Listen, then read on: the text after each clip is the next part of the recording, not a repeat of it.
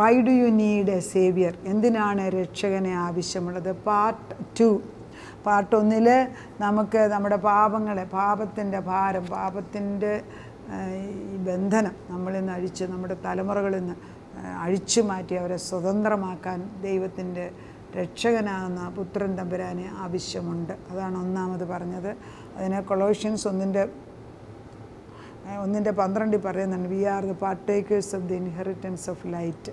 വെളിച്ചത്തിൻ്റെ അവകാശികളാണ് നമ്മൾ. ആ ഒരു വാക്യം നല്ല വാക്യം, അതുകൊണ്ട് അതൊന്ന് വായിക്കാം. കൊളോഷ്യൻസ് 1:12. എല്ലാ വാക്യവും എപ്പോഴും പറയാൻ ഒക്കുന്നില്ലെങ്കിലും ഞാനീ പറയുന്നതെല്ലാം കാതലായതാണ്. അത് എഴുതിയിട്ട് നിങ്ങൾ ഭിത്തിയിൽ ഒട്ടിച്ച് വെക്കണം. ഞാനീ അടുത്തിടെ ഒരു വീട്ടിൽ പോയപ്പം എൻ്റെ വചനം തന്നെ അല്ല, അവരുടെ വീടിൻ്റെ വാതിൽ തൊട്ട് എല്ലായിടത്തും വചനം എഴുതി ഒട്ടിച്ച് വെച്ചിരിക്കുക. ഞാൻ കണ്ടപ്പോൾ ഒത്തിരി ഞാൻ ചിരിച്ച്. കാരണം എന്തുമാത്രം വചനത്തിൽ അവരെ ആശ്രയിക്കുന്നത്. അതിന് പണമൊന്നും ആവശ്യമില്ലല്ലോ. നമ്മുടെ കുഞ്ഞുങ്ങൾ പഠിക്കുന്നില്ല എന്ന് പറയുന്ന അമ്മമാരോട് നിങ്ങൾ കുറേ വചനം ആ കുഞ്ഞുങ്ങളുടെ കബേർഡിലും കുഞ്ഞുങ്ങളുടെ മേശപ്പുറത്തും പഠിക്കുന്നിടത്തും ഭിത്തിയിലും ഒക്കെ ഒന്നോട്ട് കുറച്ച് ഭംഗി പോയാലും സാരമില്ല, ദൈവവചനമല്ലേ, ഒന്ന് എഴുതിയിട്ട് കൊടുക്കുക. കർത്താവ് അത് കാണും, കർത്താവ് അവരെ കാണിക്കും. കൊളോഷ്യൻസ് 1:12 പറയുന്നത് ഇങ്ങനെയാണ്, പരിജ്ഞാനത്തിൽ വളരേണ്ടതിനും സകല സഹിഷ്ണുതയ്ക്കും ദീർഘക്ഷമയ്ക്കുമേ അവൻ്റെ മഹത്വത്തിൻ്റെ വല്ലഭത്വത്തിനൊത്തവണ്ണം പൂർണ്ണശക്തിയോടെ ബലപ്പെടണമെന്ന് വിശുദ്ധന്മാർക്ക് വെളിച്ചത്തിലുള്ള അവകാശത്തിനായി നമ്മെ പ്രാപ്തന്മാരാക്കി നമ്മെ ഇരുട്ടിൽ നിന്നിൻ്റെ അധികാരത്തിൽ നിന്ന് വിടുവിച്ച് തൻ്റെ സ്നേഹസ്വരൂപനായ പുത്രൻ്റെ രാജ്യത്തിലാക്കി വെക്കുകയും ചെയ്ത പിതാവിന് സന്തോഷത്തോടെ സ്തോത്രം ചെയ്യും. ഇതിലൊരു വാക്യം മാത്രം എടുത്താൽ മതി. നമ്മളെ ഇരുട്ടിൻ്റെ അധികാരത്തിൽ നിന്ന് വിടുവിച്ചു. നമ്മളെ ഇരുട്ടിൻ്റെ അധികാരത്തിൽ നിന്ന് വിടുവിച്ചിട്ട് വെളിച്ചത്തിൻ്റെ അവകാശികളാക്കി മാറ്റിയിരിക്കുന്നു. That is the important thing. നമുക്കൊന്നിനും പേടിക്കാനില്ല. നമ്മൾ വെളിച്ചത്തിൻ്റെ ഭാഗമാക്കി ദൈവം ആക്കി വെച്ചിരിക്കുക. നമ്മൾ വെളിച്ചമാണ്. അത് നമ്മൾ മനസ്സിലാക്കിയ എന്തൊരു ഭാഗ്യമാണ്. വെളിച്ചത്തിൻ്റെ മക്കളാക്കണം. We need forgiveness of sin ഞാൻ പറഞ്ഞു. 2 ഇറ്റേണൽ ലൈഫ്, നിത്യമായ ജീവൻ. യോഹന്നാൻ്റെ സുവിശേഷം 3:16. 1 യോഹന്നാൻ 5:11-13 അതിനകത്ത് വരും. അതൊന്നും എണ്ണിപ്പോൾ എടുക്കുന്നില്ല. മൂന്നാമത്തെ point, we need a saviour to be justified and glorified. നമ്മളെ നീതീകരിക്കുന്നതിനും തേജസ്കരിക്കുന്നതിനും നമുക്ക് ഒരു രക്ഷകനെ ആവശ്യമുണ്ട്. അതായത് പാപമില്ല എന്ന് പറഞ്ഞാലും കോടതിയിൽ നിന്നൊരു വിധി വരണം. അപ്പോൾ നമ്മളിപ്പോൾ എനിക്കൊരു തെറ്റും ചെയ്തിട്ടില്ല എന്നും പറഞ്ഞൊരു കൊലപാതകയെ പിടിച്ചുകൊണ്ട് ജയിലിലിട്ടാൽ ചുമ്മാ പറഞ്ഞാൽ പോലെ അതിനോട് ഒരു ഡിഗ്രി അല്ലെങ്കിൽ ഓർഡർ വാങ്ങിച്ചുകൊണ്ട് വരണം. അത് തന്നെയാണ് ജീവിതത്തിൽ.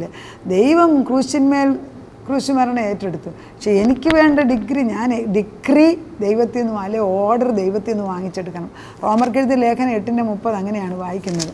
നമുക്ക് വേണ്ടി നമ്മളെ നീതീകരിക്കുന്നതും ജസ്റ്റിഫൈ ചെയ്തിരിക്കുന്ന ഒരവകാശം എനിക്കുണ്ടെന്നത് മനസ്സിലാക്കി വാങ്ങിച്ചെടുക്കണം. 8:30 ഇങ്ങനെയാണ് വായിക്കുന്നത്, മുൻനിയമിച്ചവരെ വിളിച്ചവരെ നീതീകരിച്ചവരെ തേജസ്കരിച്ചും. മുൻനിയമിക്കുന്നവരാണ്. അപ്പോൾ എൻ്റെ വചനം കേട്ട് ആകർഷിക്കുന്നവരെല്ലാം മുൻനിയമിക്കപ്പെട്ടവരാണ്. ഞാൻ ഈ അടുത്ത ദിവസം പ്രാർത്ഥിച്ചു വന്നപ്പോൾ ഞങ്ങളുടെ കൂടെയുള്ള ഒരാൾ സ്നാനമേറ്റ് ക്രിസ്തുവിലേക്ക് വരുന്നത് ഞാൻ കണ്ടു. സമയമാകുമ്പോൾ അത് ദൈവം ചെയ്യും. പക്ഷേ എനിക്കത് വലിയൊരു സന്തോഷമായി. കാരണം നമ്മളെ ജീവിത രീതി കണ്ട് അവർ മനസ്സിലാക്കുന്നുണ്ട് ഈ ദൈവം വലിയവനാണെന്നും ഈ ദൈവത്തിന് മുമ്പിൽ ഒരു ആർട്ടിഫിഷ്യാലിറ്റി ഒന്നും ആവശ്യമില്ല. അതായത് നമ്മൾ അകവും പുറവും ഒന്നുപോലെയാകാം. അകത്തൊന്ന് വെച്ച് അകത്ത് അഴുക്ക് ചിന്തിച്ച് മറ്റുള്ളവരെ കണ്ട് ചിരിക്കേണ്ട ആവശ്യമൊന്നുമില്ല. നമുക്ക് ബലഹീനതയാണ്. ഞാൻ ചില ദിവസങ്ങൾ എനിക്ക് നല്ലതായിട്ട് ഒത്തിരി പേര് വരികയാണ്. ഞാൻ പറയുന്നത് അവർ വരുമ്പം എനിക്ക് പുതുബലം ഇട്ട് തരണമേ. അതല്ല എങ്കിൽ എനിക്ക് പ്രയാസമാണ് അവരെ മാറ്റി നിർത്തിയിട്ട് വേറൊരു ദിവസം വരട്ടെ. നമുക്ക് ഒരു കൂട്ടുകാരനോട് പറയുന്ന പോലെ പറയാൻ വെക്കും. നമ്മുടെ ഭാരമെല്ലാം എല്ലാവരോടും കേൾപ്പിക്കുന്നതിന് പകരം യേശുവിനോട് പറഞ്ഞിട്ട് എല്ലാവരും ഈ സന്തോഷം ഷെയർ ചെയ്യാനായിട്ടാണ് വീട്ടിൽ വരുന്നത്. എന്തൊരു ഭാഗ്യമല്ലേ! അതൊരു ഭാഗ്യപദവിയല്ലേ? നമ്മൾ ചെല്ലുന്നുണ്ടെങ്കിൽ അവിടെ അനുഗ്രഹങ്ങൾ, ഐശ്വര്യങ്ങൾ, ജീവൻ്റെ നദി ഒഴുക്കാൻ ഒക്കുമല്ലോ. അങ്ങനെയാണല്ലോ വചനം പറയുന്നത്. അതായത് ഈ വചനത്തിൽ വിശ്വസിക്കുന്നവരല്ലേ. അപ്പം മുൻ നിയമിച്ചവരെ വിളിച്ചവരെ നീതീകരിച്ചവരെ തേജസ്കരിക്കുകയാണ്. അതിനൊരു സേവിയർ നമുക്ക് ആവശ്യമുണ്ട്. You must be the first bone. അതായത് നമ്മൾ ആദ്യജാതൻ്റെ കൂട്ടത്തിൽ പെടണം. ക്രിസ്തുവാണ് ആദ്യജാതൻ. ആദ്യം ഉണ്ടാക്കിയ ആദം തെറ്റിപ്പോയി. അതുകൊണ്ട് 2ാം ആദമായിട്ട് ക്രിസ്തു വന്നിട്ട് ഉയർത്തെഴുന്നേറ്റവരിൽ ആദ്യമായിട്ടുള്ള ആദ്യജാതൻ യേശു ക്രിസ്തുവാണ്. ആ കൂട്ടത്തിൽ നമ്മൾ പെടണം. അപ്പം നമ്മൾ ക്രിസ്തുവിലായിക്കഴിഞ്ഞാൽ നമ്മുടെ DNA മാറും. ദൈവത്തിൻ്റെ ഗ്ലോറി വരും. നമുക്ക് ദൈവത്തിൻ്റെ എസൻസ് വരും. അവിടെ 1 കൊരിന്ത്യർ 6:11 he that is joined to the Lord is one in the spirit with him you are inseparable now. 1 കൊരിന്ത്യർ 6:17. നമ്മളും ദൈവം ഒന്നായി മാറുന്നു. അത് നമ്മളൊന്ന് ചിന്തിച്ച് നോക്കി. ഞാനിങ്ങനെ കൈ വെക്കുമ്പം യേശുവിൻ്റെ കൈയാണ് നീളുന്നത് അല്ലേ? ഞാനൊരാൾക്ക് ഹെൽപ്പ് ചെയ്യുമ്പം ദൈവത്തിൻ്റെ കൈയാണ് ഹെൽപ്പ് ചെയ്യുന്നത്. നമുക്ക് കുറച്ചേ ഉള്ളെങ്കിലും 5 അപ്പം ആണെങ്കിൽ 5 അപ്പം കൊടുക്കുക, ബാക്കി 5000 ആക്കുന്ന ജോലി ദൈവത്തിൻ്റേത്. Whenever we step in to a house യേശുവിൻ്റെ കാലാണ് ചവിട്ടുന്നത്. അങ്ങനെ പറഞ്ഞുകൊണ്ടത് കയറി നോക്ക്. അതിന് പറയും നമ്മൾ പറയുന്നത് എന്താണെന്ന് ഞാൻ പ്രാർത്ഥിക്കുമ്പോൾ കേൾക്കുന്നുണ്ട്, അയ്യോ ഞാൻ പാപിയാണ്, ഞാൻ പ്രാർത്ഥിക്കുന്നതുകൊണ്ട് ഇവർക്ക് അനുഗ്രഹം തടസ്സപ്പെടരുത്. അതൊക്കെ അതിൽ പ്രിമിറ്റീവ് പ്രെയർ അല്ലേ? അതെല്ലാം പ്രാർത്ഥനയെ ദൈവത്തെ ചെറുതാക്കുന്ന പ്രാർത്ഥനയല്ലേ? So they are centred from us. നമ്മളിൽ നിന്ന് വരുന്നതുകൊണ്ട് അത് വരുന്നത്. പക്ഷെ നമ്മൾ we take our concentration and centre on Christ. ക്രിസ്തുവിൽ ആയി നിന്ന് പ്രാർത്ഥിക്കുക. അതായത് മുകളിലിരുന്ന് പ്രാർത്ഥിക്കാൻ പഠിക്കുക. അല്ലെ ദൈവത്തിൻ്റെ മടിയിലിരുന്ന്, അല്ലെ ദൈവത്തിൻ്റെ അടുക്കലിരുന്ന്, ദൈവത്തിൻ്റെ ഇടതും വലതും ഇരുന്ന് ദൈവത്തിൽ നിന്ന് പഠിച്ചിട്ട് ഇതൊക്കെ ചെയ്യാമല്ലോ. അതുകൊണ്ടാണ് പറഞ്ഞത് he that is join to the Lord is one with him. നമ്മൾ ക്രിസ്തുവിനോട് ചേർന്ന് കഴിഞ്ഞെന്ന്. അതിനിപ്പം അയ്യോ ആൻറ്റി ഒന്നുകൂടെ പ്രാർത്ഥിച്ച് എന്നെ ഒന്ന് ചേർക്കണമെന്ന് പ്രാർത്ഥിക്കേണ്ട ആവശ്യമില്ല. എൻ്റെ ഈ വചനം പറയുമ്പം നിങ്ങൾ ആ വാക്യം എടുത്ത് വെച്ചു. 1 കൊരിന്ത്യർ 6:7 ആ വാക്യം എടുത്ത് വായിച്ചിട്ട് ഇത് സംഭവിച്ചു എന്ന് പറയുമ്പോൾ അത് സംഭവിക്കും. കർത്താവിനോട് പറ്റിച്ചേരുന്നവനോ അവനുമായി ഏകാത്മാവ് ആകുന്നു. അത് വളരെ സിമ്പിളല്ലേ? അത് കർത്താവിനോട് പറ്റിച്ചേരുന്നവനോ അവനുമായി ഏകാത്മാവാകുന്നു. അത് കഴിഞ്ഞിട്ടാണ് പിന്നെ പറയുന്നത് മനുഷ്യർ ചെയ്യുന്ന ഏത് പാവവും ശരീരത്തിന് പുറത്താകുന്നു. പിന്നെ ദുർനടപ്പുകാരനോ സ്വന്തം ശരീരത്തിന് വിരോധമായി പാപം ചെയ്യുന്നു. ദൈവത്തിൻ്റെ ദാനമായി നിങ്ങളിൽ ഇരിക്കുന്ന പരിശുദ്ധാത്മാവിൻ്റെ മന്ദിരമാകുന്നു നിങ്ങളുടെ ശരീരമെന്നും നിങ്ങളെ വിലയ്ക്ക് വാങ്ങിയിരിക്കാൻ നിങ്ങൾ താന്താങ്ങൾക്കുള്ളവരല്ല എന്നും അറിയുന്നില്ലയോ? ആകയാൽ നിങ്ങളുടെ ശരീരം കൊണ്ട് ദൈവത്തെ മഹത്വപ്പെടുത്തുവീൻ. We need to start worshipping God with our body. ദൈവത്തെ അറിഞ്ഞിട്ട് സ്തുതിക്കാൻ പഠിക്കണം. നമ്മളങ്ങനെ ദൈവത്തെ അറിഞ്ഞ് സ്തുതിക്കാൻ പഠിക്കുമ്പോഴാണ് നമ്മളെ ഈ ദൈവത്തിൻ്റെ മക്കളാണെന്നുള്ള പദവിയിലോട്ട് കയറുന്നതിന്. മക്കളെക്കുറിച്ച് വേറെ ഒരു ദിവസം നമ്മൾ ക്ലാസ് എടുക്കാം. നമ്മൾ ദൈവത്തിൻ്റെ മക്കളാകുമ്പോൾ എന്താ സംഭവിക്കുന്നതെന്ന്. എഫേസ്യർ 2:10 പറഞ്ഞു we are created in Christ Jesus. ക്രിസ്തുവിലാണ് നമ്മളെ ഉണ്ടാക്കി വെച്ചിരിക്കുന്നത്. അപ്പം ഈ നമ്മൾ ക്രിസ്തുവിൻ്റെ കൂടെ ചേർന്ന് കഴിഞ്ഞാൽ, ഞാൻ ഈ റാപ്ചറും ട്രിബുലേഷനൊന്നും അത് ഞാൻ എടുക്കാത്തതിൻ്റെ ഒരു റീസൺ, പൂർണ്ണമായിട്ട് ഞാൻ ക്രിസ്തുവിലായാൽ കർത്താവ് എപ്പോൾ വന്നാലും എന്താ പ്രശ്നം, എന്നെ കൊണ്ടുപോകുമല്ലോ. 1. 2 ട്രിബുലേഷൻ അല്ലെ, ട്രിബുലേഷൻ ചിലവൊന്ന് പ്രീ ട്രിബുലേഷൻ, ക്രിസ്തുവിൻ്റെ 2ാം വരവിന് മുമ്പാണ്, 2ാം വരവിന് കഴിഞ്ഞാണ് എന്നൊക്കെ പറയുന്നു. Does it make any difference if you are in Christ? ക്രിസ്തുവിലാണെങ്കിൽ കർത്താവ് എപ്പോൾ വന്നാലും നമുക്കെന്താ, നമ്മൾ അവൻ്റെ കൂടെയല്ലേ.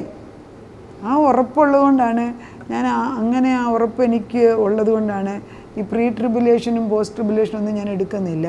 അതുപോലെ തന്നെ വെളിപ്പാടിനകത്തേക്ക് ഞാൻ കടക്കുന്നില്ല ഇപ്പം. കാരണം ആദ്യമേ രക്ഷയുടെ ഉറപ്പ് നമുക്ക് വരുത്തണം. അതിലാണ് ഞാൻ കോൺസെൻട്രേറ്റ് ചെയ്യുന്നത്. രക്ഷിക്കപ്പെടാതെ ഇതൊന്നും നേടത്തില്ല. I hope this reaches the spirit and soul and heart of people. ഞാൻ വളരെ തീക്ഷ്ണമായിട്ട് തന്നെയാണ് ഞാൻ ഈ വചനം അയക്കുന്നത്. എഫെസ്യർക്ക് എഴുതിയ ലേഖനം 2:10.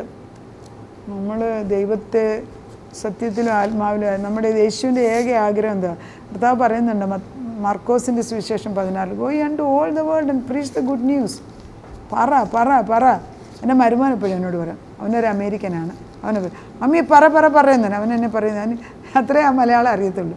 But that really encourages me. പറ മമ്മി എന്ന് പറയും. ചിലപ്പോൾ എന്നോട് പറയും മമ്മി ഇംഗ്ലീഷിലായിരുന്നു. ഞാൻ ഇംഗ്ലീഷ് കുറച്ച് ഞാൻ അയച്ചു അന്ന് കേട്ടെന്ന്. ഇംഗ്ലീഷിൽ പറയാൻ പലരും പറയുന്നുണ്ട്. May be I may do it later on. നമ്മൾ ദൈവത്തിൻ്റെ പരിശുദ്ധാത്മാവിൽ നിൽക്കണം. എന്നിട്ട് കർത്താവിൻ്റെ ആത്മാവിൽ നമ്മൾ ജീവിക്കാൻ പഠിക്കണം. മർക്കോസിൻ്റെ സുവിശേഷം, അതിന് മുമ്പ് ഞാൻ എഫേസ്യർക്ക് എഴുതിയ ലേഖനം 2:10 അതുകൂടെ വായിക്കാം, കാരണം ദേ ആർ ഇമ്പോർട്ടൻറ്റ്. 2:10 എന്താ വായിക്കുന്നത്? 2:10 നാം അവൻ്റെ കൈപ്പണിയായി സൽപ്രവൃത്തിക്കായിട്ട് ക്രിസ്തുവേശുവിൽ സൃഷ്ടിക്കപ്പെട്ടവരാകുന്നു. നാം ചെയ്തു പോരേണ്ടതിന് ദൈവം അവ മുൻനിയമിച്ചിരിക്കുന്നു. ദൈവത്തിൻ്റെ കൈപ്പണിയാണ്.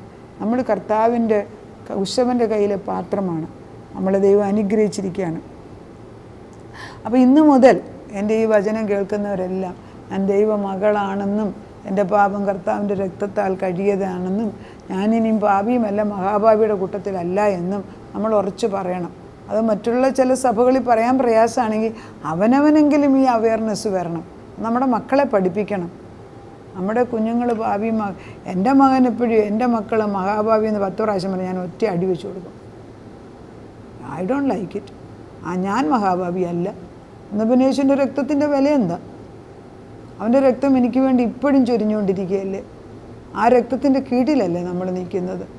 അപ്പച്ചൻ്റെ രക്തത്തിന് അത്ര വിലയില്ലേ? മറ്റുള്ളവർ പറയുന്ന പോലെ മറ്റ് ഹിന്ദുക്കളൊക്കെ ക്രിസ്ത്യാനികൾ അവർ എപ്പോഴും മഹാഭാവിയല്ലേ. അത് കേൾക്കുമ്പോഴേ നമുക്ക് സങ്കടമല്ലേ. യേശു ചെയ്തത് മുഴുവൻ നെഗേറ്റ് ചെയ്തില്ലേ? കർത്താവ് ചെയ്തത് മുഴുവൻ ഇല്ലാതാക്കിയില്ലേ? ആ കൂട്ടത്തിൽ നമ്മൾ പെടരുത്. We need to change these absolute lies to the truth. നുണ പറഞ്ഞ് മനുഷ്യനെ അങ്ങ് അടിച്ചമർത്തി വെക്കുന്ന ഈ കള്ളൻ പിശാചിൻ്റെ തന്ത്രത്തിൽ നിന്ന് കുറേ പേർക്കെങ്കിലും ഇതോടെ വെളിച്ചം വരുമെന്ന് ഞാൻ വിശ്വസിക്കുന്നു. കർത്താവ് ഈ വചനം ലോകത്തിൻ്റെ ഒരറ്റം തൊട്ട് മറ്റേ അറ്റം വരെ പടർന്നിട്ട് അനേകർക്ക് ഇതൊരു കണ്ണ് തുറക്കുന്ന ഒരു അനുഭവമാക്കി കൊടുക്കണമെന്ന് ഞാനങ്ങ് പ്രവചിക്കുക. അങ്ങനെ ആയിത്തീരട്ടെ. ദേശം ഇത് സത്യങ്ങളാണ്. ഇതിൻ്റെ കൂടെ ഞാൻ പൊടിപ്പും തെങ്ങിലും ഒന്നും ചേർക്കുന്നില്ല. I M telling because they are very important for our life. ദൈവം നമ്മളെ അനുഗ്രഹിക്കട്ടെ. നാഥ, നിൻ്റെ വേദനയാണ് എനിക്ക് തോന്നിക്കുന്നത്. അനേക മക്കൾ ഇന്നും പാപിയാന്നും പറഞ്ഞ് യേശുവിൻ്റെ രക്തവും തളിച്ച് കഴിഞ്ഞിട്ടും അവർ പറയും പാപിയാന്ന്. അത് നമ്മൾ കുളിച്ച് കഴിഞ്ഞിട്ട് ഞാൻ വൃത്തി എനിക്ക് നാറുന്നു എന്ന് പറയുന്ന സ്റ്റേജ് തന്നെയല്ലേ അപ്പച്ച?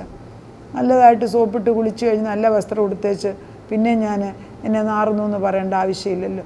ഞാനിപ്പോൾ ശുദ്ധിയുള്ളവളായില്ലേ? അത് ജഡത്തിലത് ചെയ്യുന്നെങ്കിൽ നിൻ്റെ വിശുദ്ധ രക്തം ഞങ്ങളെ കഴുകി ശുദ്ധീകരിക്കുമ്പോൾ ഞങ്ങളുടെ ആത്മാവിനെ ആത്മാവിനെ ശുദ്ധീകരിക്കുമ്പോൾ ഞങ്ങൾ നിൻ്റെ പ്രതിച്ഛായയായി മാറുന്നു, നിൻ്റെ കൈപ്പണിയായി മാറുന്നു, നിൻ്റെ സ്വരൂപമായി മാറുന്നു, നിൻ്റെ മക്കളായി മാറുന്നു.